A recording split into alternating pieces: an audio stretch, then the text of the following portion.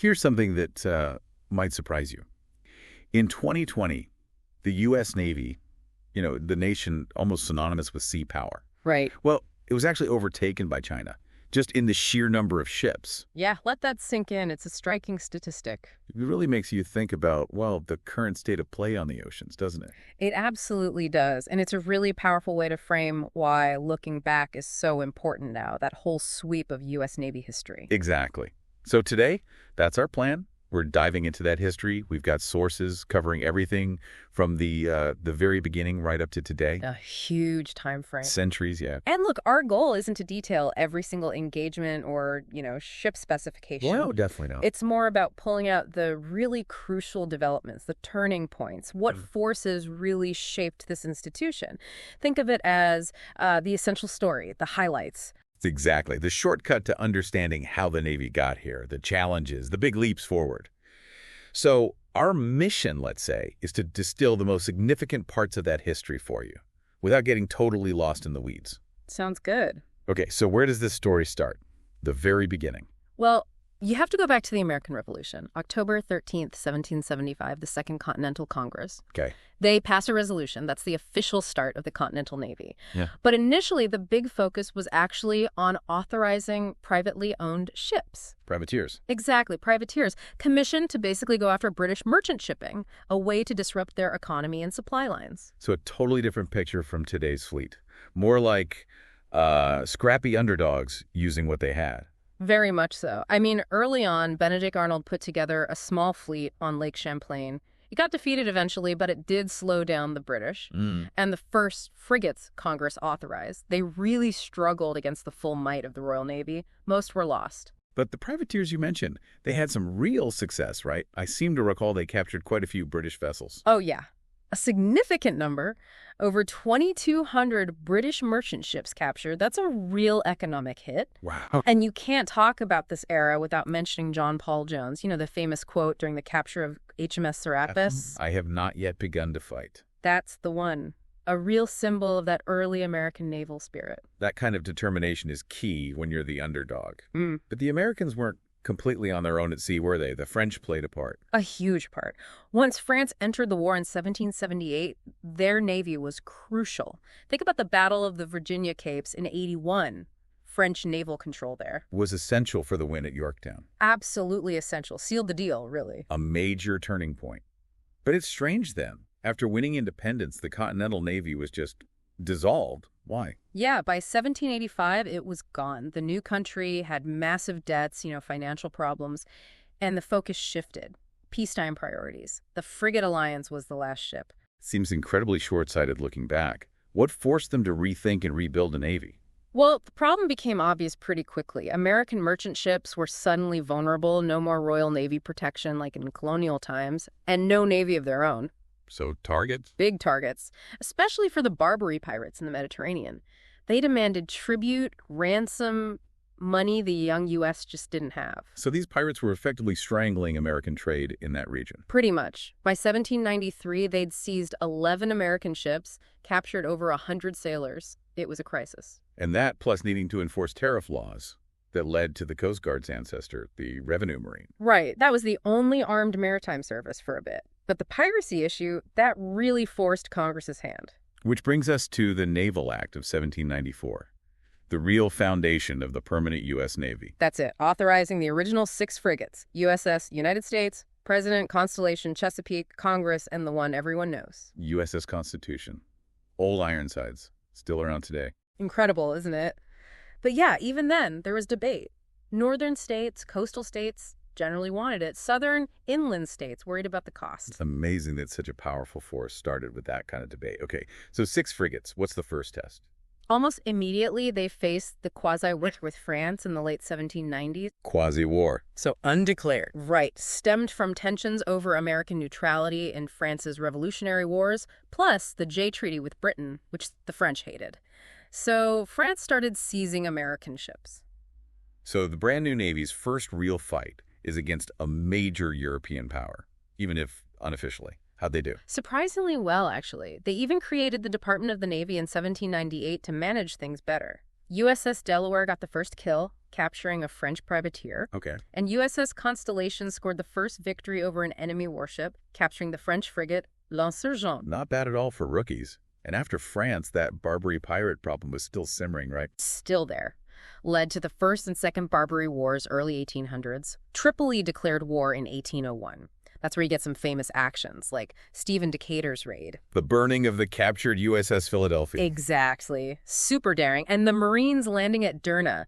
That's the shores of Tripoli line in the Marines' hymn. Ah, from the halls of Montezuma to the shores of Tripoli.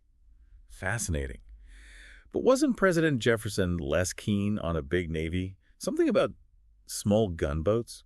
Yeah, Jefferson favored lots of small gunboats, mainly for coastal defense. He thought a big standing navy was, well, expensive and maybe even dangerous to liberty. But that strategy, it just wasn't very effective against serious naval powers out on the open ocean. Sounds like a policy driven more by budget than strategy. Which leads us towards the War of 1812, impressment by the British. That must have been a huge flashpoint. Oh, huge. The Royal Navy just stopping American ships and forcing sailors into British service, a massive violation of sovereignty. Yeah. And then the Chesapeake Leopard affair in 1807, where a British warship fired on an American frigate and took sailors. That really pushed things towards war. So when war finally breaks out in 1812, the U.S. Navy is facing the Royal Navy. What were the odds? Terrible odds. Something like 50-1 in terms of ships. Hugely outnumbered. 50-1 seems impossible. But the U.S. Navy pulled off some shocking early wins, didn't they? They absolutely did. USS Constitution, old Ironsides, beating HMS Guerriere and HMS Java. Those were stunning victories. British cannonball supposedly bouncing off her hull. Incredible. And USS United States captured HMS Macedonian. Huge morale boosters for the country. Those frigate duels must have been front page news. Yeah. But the Brits eventually got their act together with the blockade. They did. The blockade tightened significantly, really hurting American trade, and there were losses too. USS Chesapeake was captured. That's where Captain Lawrence said, "Don't give up the ship." Right, his dying words. By 1814, yeah, many U.S. ships were bottled up in port. The British even raided Washington, D.C., burned ships at the Navy Yard there. A real low point. But there were crucial American wins on the Great Lakes, weren't there? How important were those? Immensely important. Victories on Lake Erie and Lake Champlain stopped British offensives from Canada cold. Really key for the land war. And securing the border in the peace treaty? Exactly. Denied Britain control of the lakes in the Treaty of Ghent. And, funnily enough, Constitution kept fighting after the treaty was signed, capturing 2 more British ships. Didn't get the memo. And USS Peacock captured the last enemy ship almost 5 months after the treaty. Okay, so the Navy comes out of the War of 1812, battered but respected. Yeah. And maybe better funded, but slow on new tech, like steam power. Why? Funding did improve, yes. But there was some conservatism, maybe caution, about fully embracing steam. Britain and France pulled ahead there for a while. Interesting. And the crews? Who was serving then? A real mix, lots of foreign-born sailors. And interestingly, despite laws against it, the need for manpower meant African-American men often served, especially when things got desperate. Practical needs trumping prejudice, it seems. And the Navy was still dealing with pirates and the slave trade after the war. Yeah, piracy in the Caribbean was a big problem until the 1820s. Commodore David Porter's West India Squadron tackled that, and the USS Seagull was the first U.S. Navy steamship to see combat during that campaign. Against pirates? Yep. And the African Squadron was set up to fight the slave trade off West Africa, but it wasn't very effective. Politics, not enough money, wrong kinds of ships. Sounds like good intentions hitting practical roadblocks. But a big step for the Navy's future professionalism must have been the Naval Academy in 1845. Why then? Definitely a huge step. Events like the Summers Affair, a suspected mutiny on a training ship, highlighted the need for better, more standardized officer training. Right. So, Secretary of the Navy George Bancroft pushed it through, initially bypassing Congress, to set up the academy at Annapolis. Smart move. So fighting pirates, trying to stop slavers. Then the Mexican-American War. Right. And that really significant Perry expedition to Japan. That feels like a major moment on the world stage. Oh, absolutely. Commodore Perry sails into Japan in 1853, 1854 with these modern steam warships. It was a huge display of American industrial and military power. The famous black ships. Exactly. It basically forced Japan to open up after centuries of isolation. Sign the Treaty of Kanagawa, changed everything. A massive geopolitical shift. And then, almost immediately, the shadow of the Civil War starts to fall. How did that division affect the Navy? Profoundly. A lot of experienced officers, especially from the South, resigned to join the Confederacy, a huge loss of talent for the Union. Right. And the Union even had to scuttle its own ships at the Norfolk Navy Yard in Virginia to keep them out of Confederate hands. But didn't that backfire slightly? With the Merrimack? It did, ironically. The Confederates raised the scuttled USS Merrimack, rebuilt it as the ironclad CSS Virginia, which then forced the Union to rush completion of its own radical ironclad, the USS Monitor. Setting the stage for that famous duel. Exactly, and changing naval warfare forever. Yeah. Okay, Civil War. Huge turning point. The Union's Anaconda Plan. The naval blockade was absolutely central to that, right? Must have been a massive undertaking. It was the cornerstone. Starve the Confederacy economically, stop cotton going out, stop supplies coming in. A huge logistical challenge maintaining that blockade over thousands of miles of coastline. And then Hampton Roads, March 1862. The Virginia versus the Monitor. The first fight between ironclads. A world-changing event. Tactically, maybe a draw, but strategically, it proved wooden warships were obsolete overnight. Everyone knew navies had to change. A total revolution. Yeah. And the Confederates didn't just build ironclads, they also used mines, right? And submarines. They did, out of necessity, really. They deployed naval mines called torpedoes back then, quite effectively. And experimented with the submarines like the CSS David and famously the H.L. Hunley. The Hunley actually sank a Union ship, didn't it? First submarine ever to do that. It did, sank the USS Housatonic. But tragically, the Hunley and its crew were lost in the attack, too. Shows how dangerous that early tech was. Incredible bravery and an ingenuity under pressure. And the Union side was constantly chasing blockade runners. Oh, yeah. A constant high-stakes game. These fast ships, often British-financed, trying to sneak past the Union warships with vital supplies or cotton. Like spies on the water. Pretty much. And the Union Navy got better and better at catching them. That blockade just squeezed the Confederate economy tighter and tighter, led to shortages, inflation, even food riots. So the Navy's role was absolutely decisive. And after the war, the U.S. Navy was, the second largest in the world. Seems like a position of strength, but then decline again. Shockingly, yes, a rapid decline. Congress was focused on Reconstruction, settling the West. Funding for the Navy just dried up. Wow. By the late 1870s, the fleet was tiny, maybe 6,000 active personnel, and most ships were old wooden vessels, totally outdated compared to European ironclads. Unbelievable. Seems like such a waste after building up that wartime strength. Any significant actions during this low period? Well, there was the Korean expedition in 1871, sort of a punitive mission after American sailors were killed. Involved a big landing, first medals of honor for foreign combat, but didn't achieve its main diplomatic goals. And the Virginius affair in the 70s Spain captured a ship with American ties that really embarrassed the U.S., showed how weak the Navy was compared to modern warships. It did spur some new limited shipbuilding, though. So, a few wake-up calls, but mostly decay. What finally kick-started the real modernization? The new Navy. By the early 1880s, it was just undeniable. An 1881 review found only a handful of ships were actually seaworthy for combat. Oh. The turning point was 1882. A naval advisory board made recommendations, Congress listened, and they authorized the first modern steel-hulled cruisers, the ABCD ships. Atlanta, Boston, Chicago, Dolphin. That's them, the start of the new Navy. Finally moving to steel. And right around then, you have Alfred Thayer Mahan publishing his ideas about sea power. Yeah. How much did his theories influence this rebuilding? Hugely influential. Mahan's book, The Influence of Sea Power Upon History, came out in 1890. It basically argued that national greatness, trade, security, it all depended on having a powerful navy. Right. Control the seas, control your destiny. Pretty much. And his ideas really caught on, not just in the U.S., but worldwide.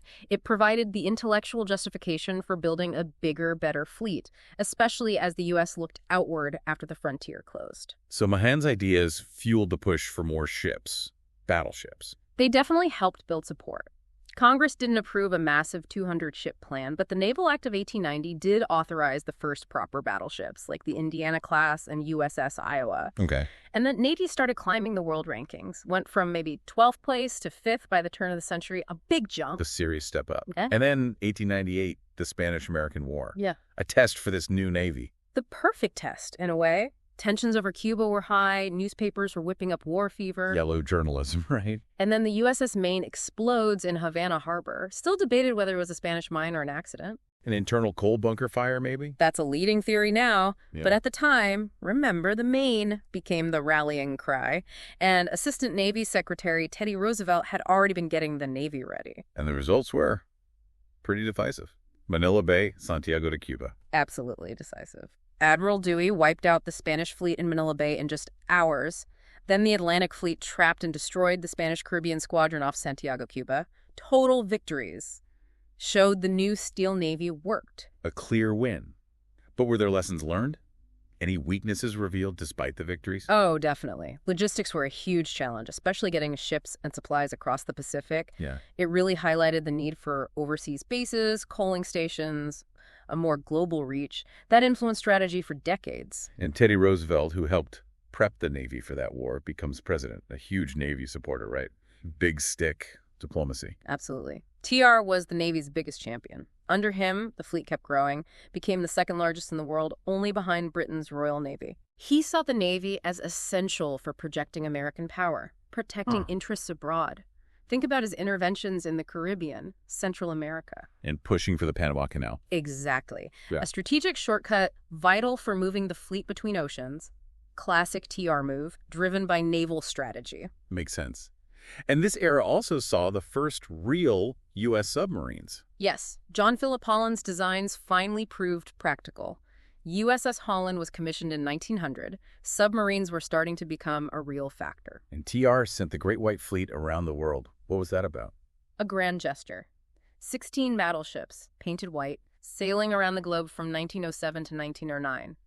It was partly a show of force, partly a training exercise, partly diplomacy. Did it work? Mostly, yeah, it impressed a lot of people, but it also showed, again, those logistical weaknesses. They needed a lot of foreign coal to make the trip, highlighted the need for those overseas bases. Right. And just before World War I, there was that intervention in Veracruz, Mexico.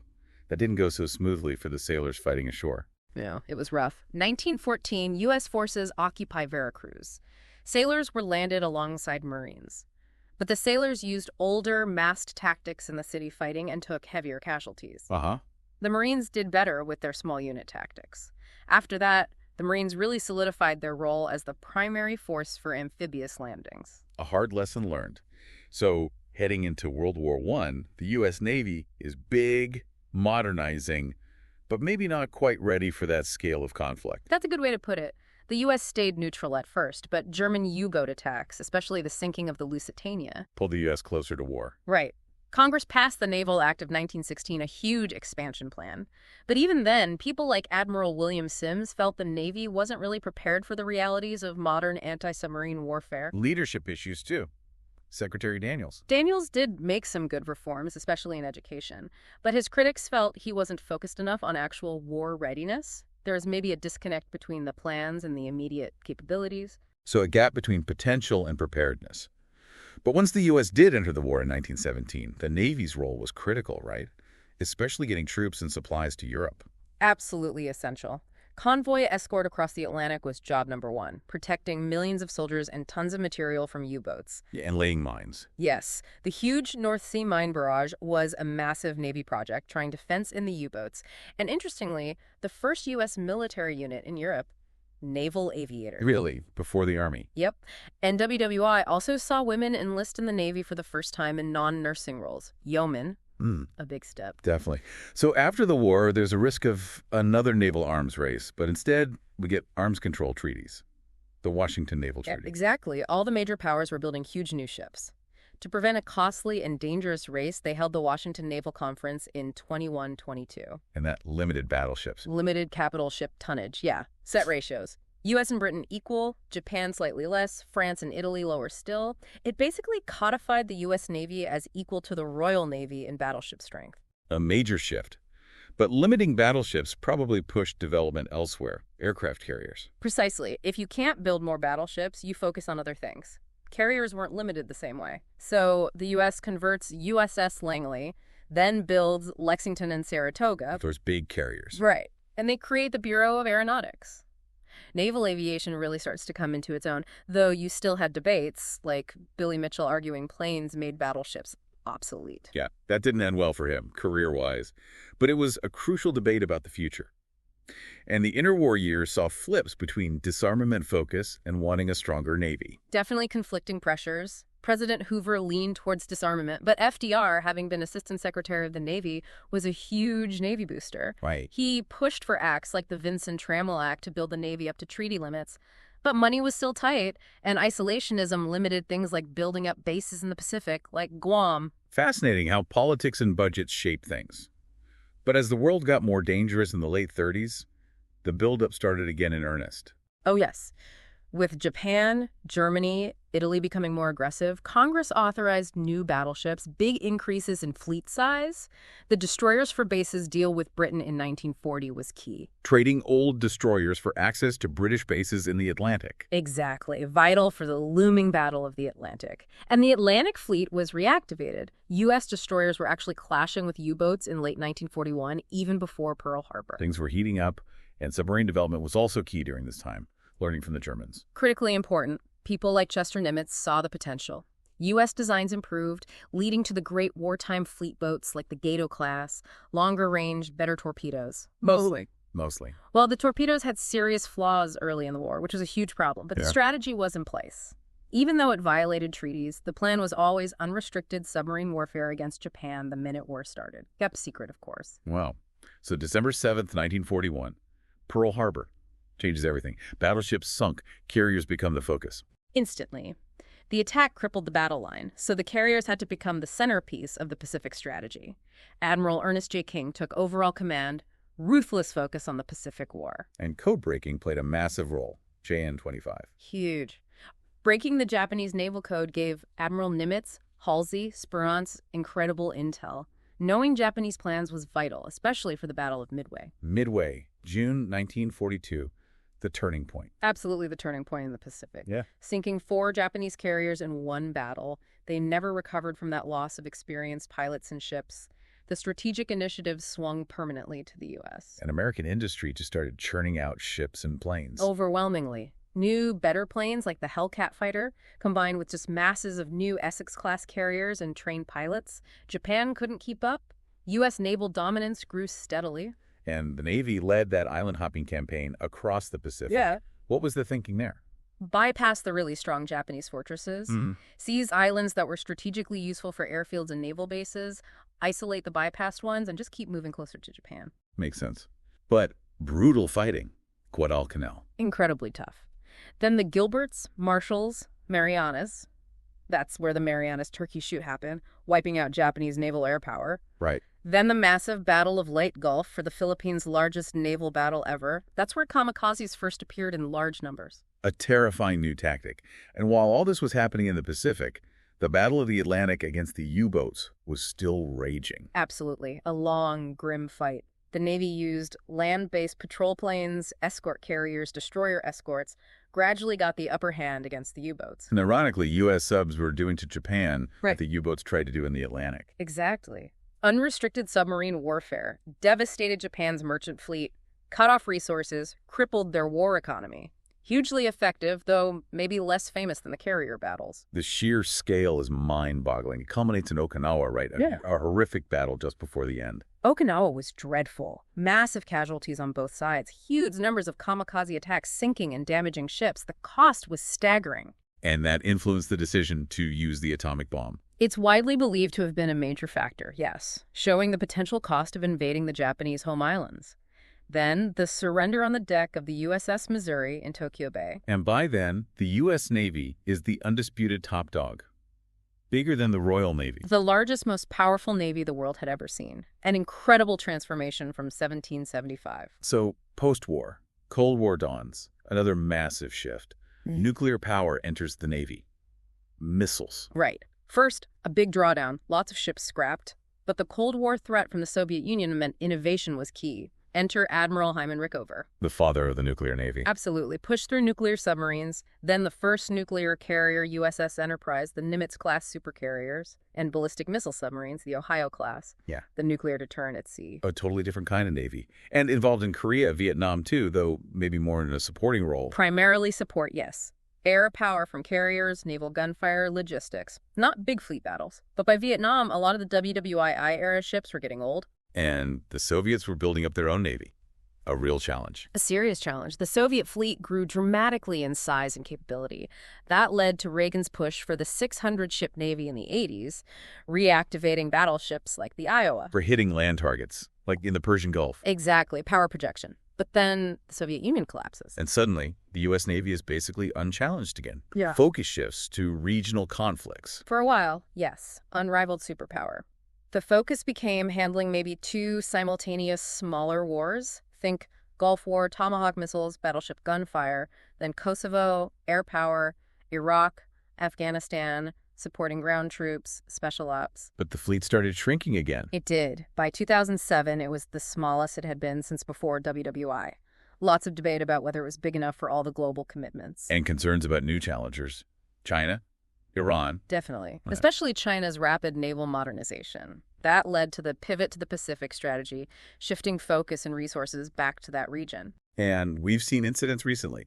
Iran capturing sailors, the collisions involving the Fitzgerald and John S. McCain highlights the strain. It certainly raises questions about readiness, training, operational tempo with an aging fleet facing complex threats, and it brings us back to where we started. China now having numerically more ships in 2020. A major strategic shift. The U.S. still has huge advantages in carrier power, submarines, technology, experience, but the numbers themselves represent a new reality in the Indo-Pacific. It's an incredible story. From those first few privateers and frigates to a nuclear-powered global force now facing this new era of competition really shows how naval power is constantly evolving. It really does. It's a history of adaptation, of technology driving change, and the sea just remaining fundamentally important in world affairs, from near collapse to dominance and now complex challenges again. Provides so much context for today's headlines about strategy, budgets, global tensions. It really makes you wonder, what's the next chapter? What's the next big technological leap or geopolitical shift that will reshape the Navy and the balance of power at sea? That's the big question, isn't it? Definitely something worth keeping an eye on. Well, thanks for digging into that amazing history with us.